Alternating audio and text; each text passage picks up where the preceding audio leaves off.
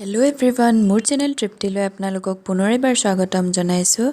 আজি মই সহজভাৱে বনাব পৰা চিকেন কাৰীৰ এটা ৰেচিপি লৈ আহিছোঁ। বলকচোন চাওঁ আহক মইনো কেনেকৈ বনালোঁ এই ৰেচিপিটো। এই ৰেচিপিটোৰ বাবে মই এয়া 500 গ্ৰাম চিকেন লৈছোঁ।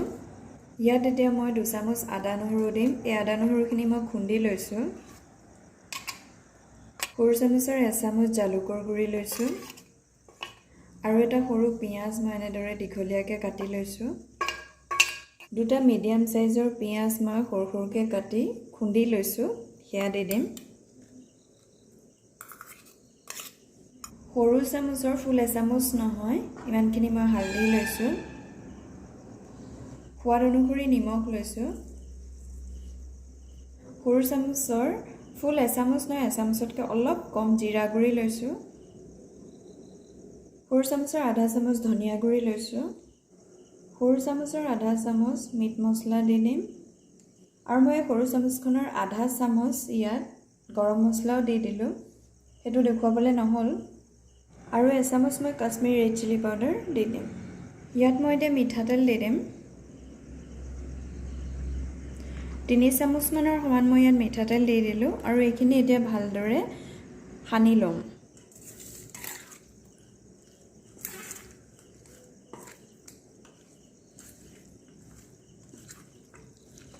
এইখিনি ভালদৰে মিক্স কৰি হৈ গ'ল। এতিয়া মই এইখিনি 15 মিনিট এনেদৰে ৰাখি থ'ম, তাৰপিছত বনাবলৈ ষ্টাৰ্ট কৰিম। গেছটো জ্বলাই কেৰাহীখন পাতি দিলোঁ। ইয়াত এতিয়া মই মিঠাতেল দি দিম।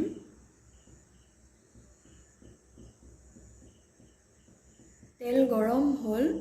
ইয়াত এতিয়া মই এখিলা তেজপাত লৈছোঁ। ইয়াত এতিয়া এই মেৰিনেট কৰি ৰাখি থোৱা চিকেনখিনি দি দিম।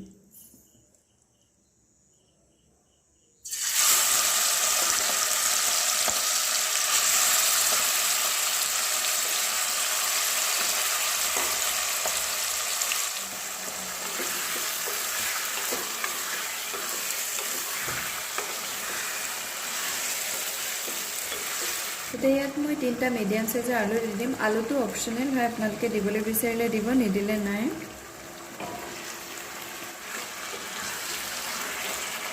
আৰু এইখিনি মই এতিয়া হাই ফ্লেমতে 10 মিনিটমান সময় এনেদৰে ভাজি ল'ম। 10 মিনিটমান সময় মই এনেদৰে হাই ফ্লেমত ভাজি ল'লোঁ এইখিনি। এতিয়া ঢাকনা দি সিজাই ল'ম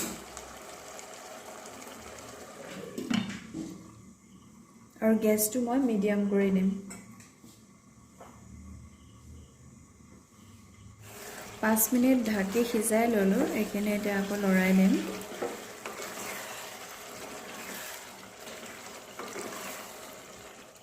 মিডিয়াম সাইজৰ এটা বিলাহী লৈছোঁ, বিলাহীখিনি দি দিম এতিয়া।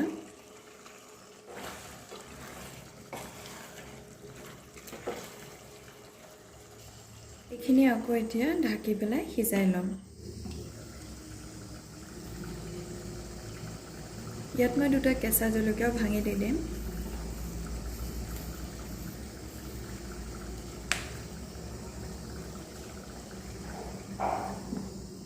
পাঁচ মিনিট পিছত মই আকৌ ভালদৰে এনেদৰে লৰাই দিলোঁ।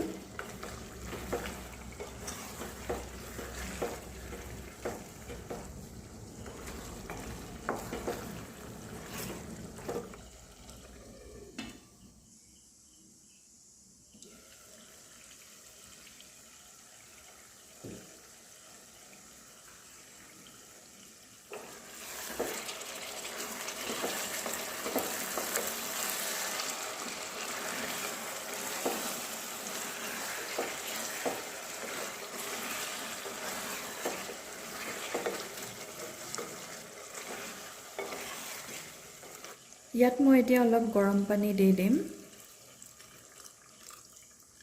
5 মিনিট এনেদৰে ঢাকি থৈ দিম। 5 মিনিট হৈ গ'ল আৰু আমাৰ চিকেন ৰেডি হৈ গ'ল। আপোনালোকে গ্ৰেভিটো কিমান থয় সেই অনুসৰি পানী দিব।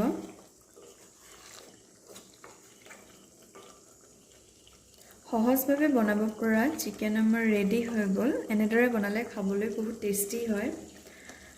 আপোনালোকে এনেদৰে ট্ৰাই কৰি চাব আৰু কেনে পালে মোক কমেণ্ট কৰি জনাব।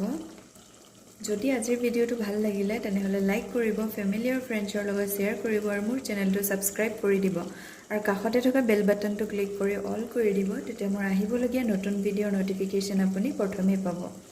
ভিডিঅ'টো শেষলৈকে চোৱাৰ বাবে ধন্যবাদ।